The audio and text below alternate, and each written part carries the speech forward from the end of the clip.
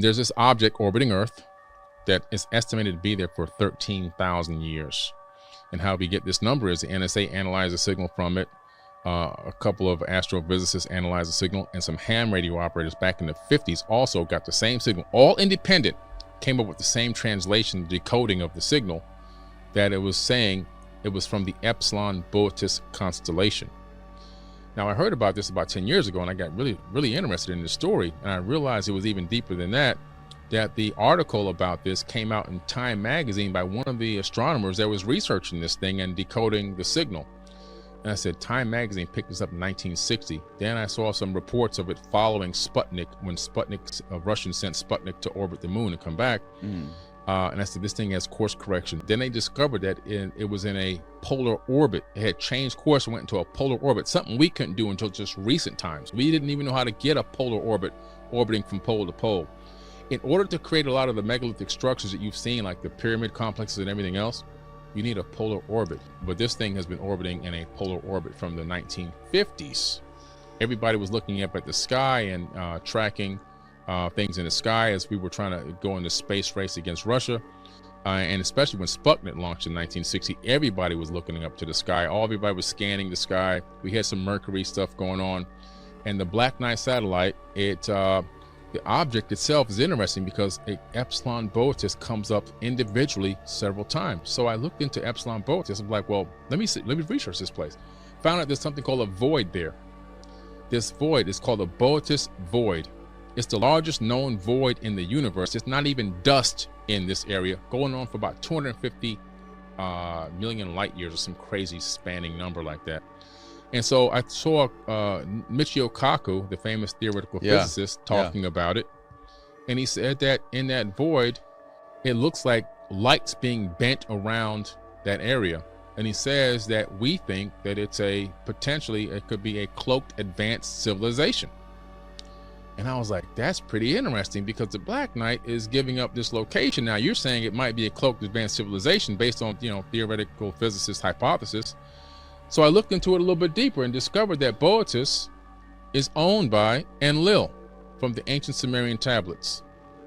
These beings owned planets and moons, and some even owned constellations. Who had crops, who didn't have crops. He can see weather patterns all over the Earth. You can only do that with a polar orbiting satellite. Because as the Earth spins on its axis, the satellite's orbiting this way, and so as the Earth is as the satellite's orbiting this way, it's taking swaths of data, right, and it's scanning topography, it's scanning patterns, it's scanning everything you need, right? Barometric pressures and all that kind of stuff. You can see scanning densities. You can scan for population densities. All that can come from one satellite orbiting the planet in a polar orbit. He had that. He knew what was going on, and unfortunately, he was a pretty evil dude. If humans were getting too outrageous in one area, overpopulating an area, he would just have them killed. He would this is in the tablets, just kill them, kill 100,000, kill 200,000. He would dry their crops out. He would spray stuff on their crops and to dry them out so they can starve to death, all this kind of crazy stuff. This guy was just ruthless. He saw us just as animals. He didn't see us as real sentient beings. But this guy owned Boötes. So I said, wait a minute. So the more I dug into it, I realized that the Black Knight satellite is this object that's still orbiting our planet right now. NASA, it's on NASA's server. They call it space junk. Space junk. Yeah, they call it space junk. They don't know what it is. It's been there. The STS-88 mission did a flyby and caught a great HD image of this thing. It's about estimated 15 tons. It's in our orbit. Oh yeah, it's in our orbit. So it's not far out. It's not outer space. No, it's at Lagrange point 4, I believe. Okay. And it's orbiting out there, and it's still there. They won't mess with it because it makes no sense to mess with it. You don't know what type of self-defense system or mechanism this thing may have. But the reason why I think it's important, based on what you were telling me about the gentleman, is because I believe that this thing is watching us, and that this could be the grabby civilization that you're talking about, that is watching and making sure we don't get too crazy, because they don't want us to be a threat. They talked about us becoming a threat in the Sumerian tablets. In the myth of Adapa, they talked about it. They talked about it in the Atrahasis epic. They talked about it in the Epic of Gilgamesh. All these tablets, they talk about us potentially rising up and even superseding them, and making sure that we never found out that we don't need them. This is an ancient tablets, and now finding out that he is the constellation of Boötes is attributed to Enlil, and this thing gives off the signal to Boötes. Wow, what is going on here? There is a situation that began to happen during World War II where they discovered that the Nazis went down to Antarctica and built the base down there, New Schwabenland. And they were like, wait a minute, why in the world would they go to this desolate place? What's down there that they would want to go through the harsh weather and risk everything, risk even their lives to be down there and build a base? Now, there's an incredible story that was in Admiral Byrd's diary that was found by his kids, where he said he flew into an area that opened up at Antarctica, and he went into an area where it was lush and tropical almost. And as he got into this area, this is according to his own diary, people can look this up, something took over his plane, and these two UFO type craft, circular craft, flying saucers came, and it took over his craft and it guided him in to this area where they landed. And then they took him to meet somebody that he calls in his diary the Master. Pretty interesting story. And according to this account, the Nazis had gotten help to create these craft called the Hanabu. They had 4 versions of this craft, these circular disc craft, from these people down there. The guy, this Master, told him that they were wary of the nuclear bombs that had just, been utilized, dropped the nuclear on Japan and so forth. And they were wary of our experimentation with nuclear devices and wars because they're sharing this planet as well. Pretty interesting story. And so, all of a sudden, Admiral Byrd's going down there with a fleet, not just a small fleet. He took over 3,000 people with him. This was a huge expedition. It was a military expedition. When he got down there, they had a situation where some of these flying objects were attacking some of their ships and actually destroyed some of them.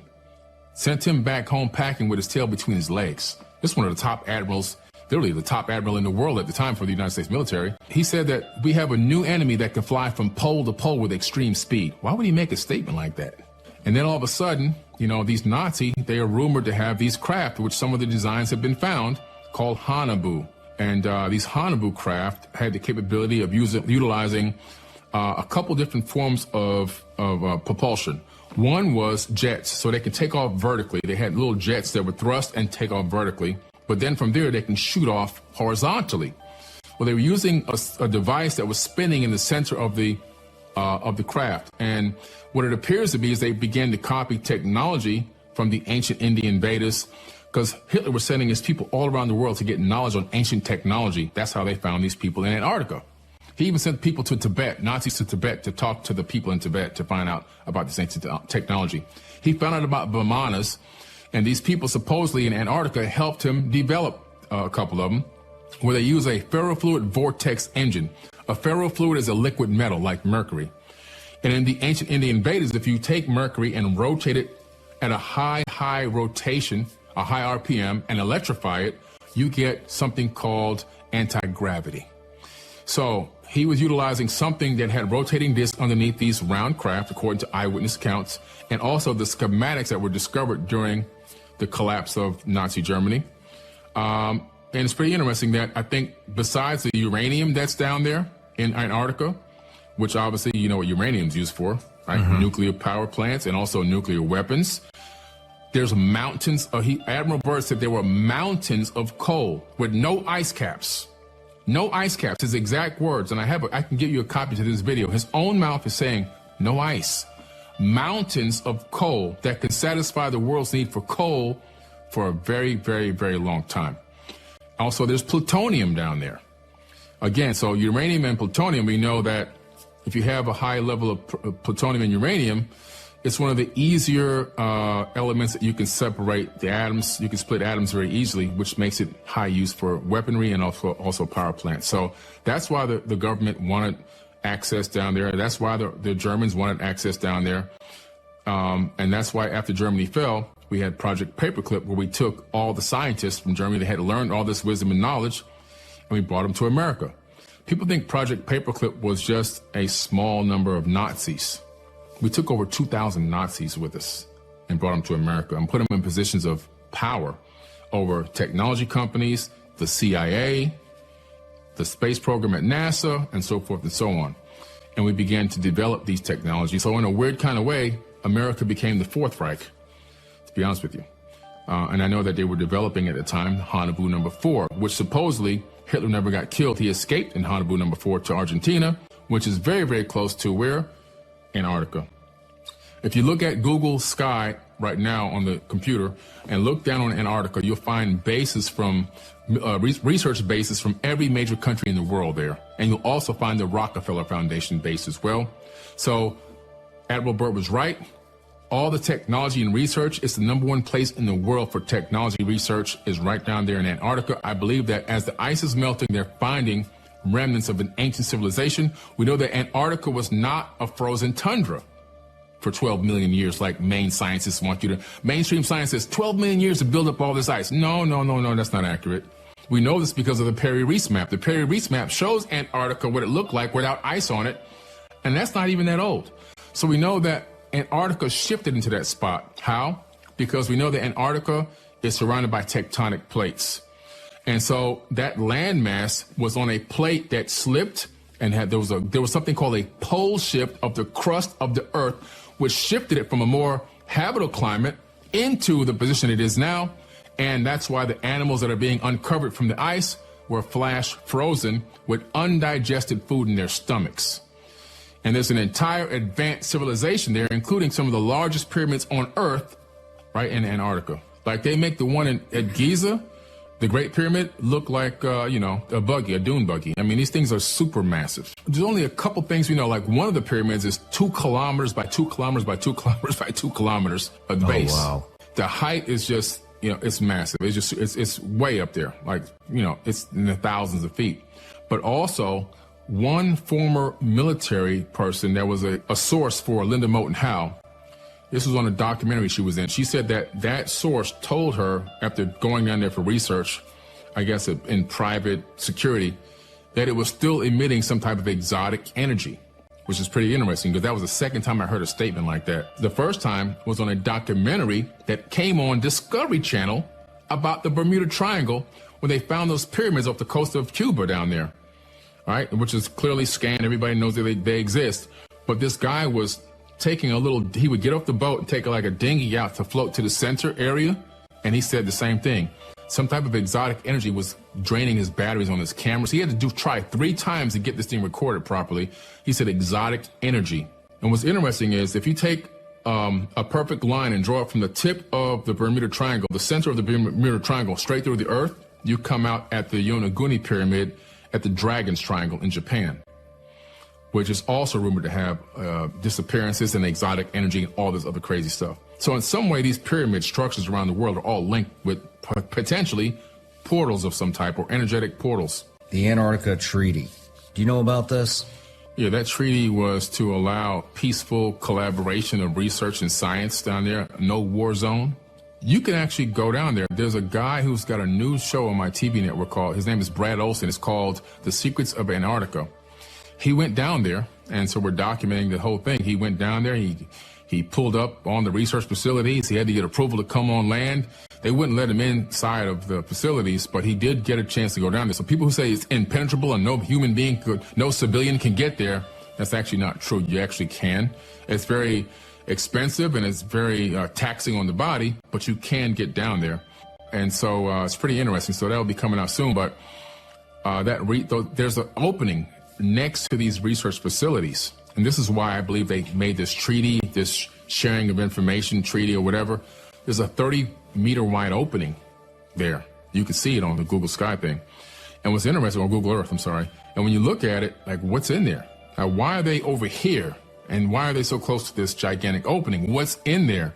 I think the answer is whatever Admiral Byrd came across, or whatever they're coming across, I think it's linked. I think there's a remnant of an ancient civilization in there that possibly is still there, and they're in communication with them, in my opinion.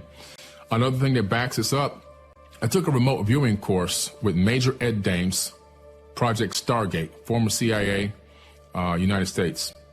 And his project was for remote viewing. So I took a course with him several years. He was my actual teacher, my direct teacher. It wasn't like I was under some other people that worked with him.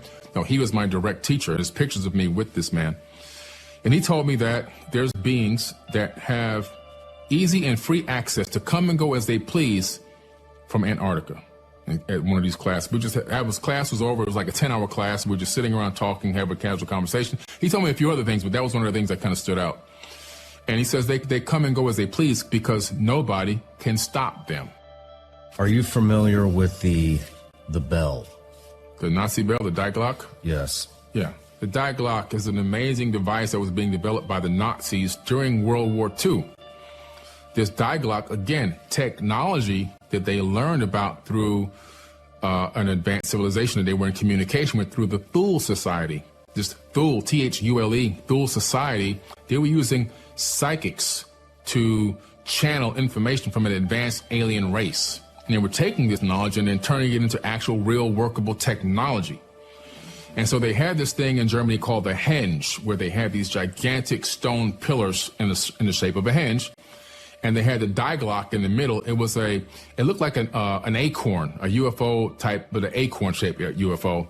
And it had these multi-counterclockwise spinning pieces on it that was spinning all different ways. The ultimate purpose of it seems to have been some type of time travel. And this thing at one point, based on eyewitness accounts, it's turned on and activated and it disappeared from the henge. It was seen like, I forget how many decades later. I think it crashed somewhere in Virginia or something, according to these accounts. I got to look that up to make sure I'm not making a mistake there. But it reappeared later, and it crashed somewhere, I believe, in the Americas. And this thing was the same exact shape and description as the Die Glock. And what was it for? I believe that they were trying to tap into time travel so that they can go back in time and change the past so they can have a Nazi-dominant future. You see, they wanted to alter realities. The only problem with going back in time they didn't take into consideration is that if you go back in time, you can't alter the future reality that you existed in on the same timeline.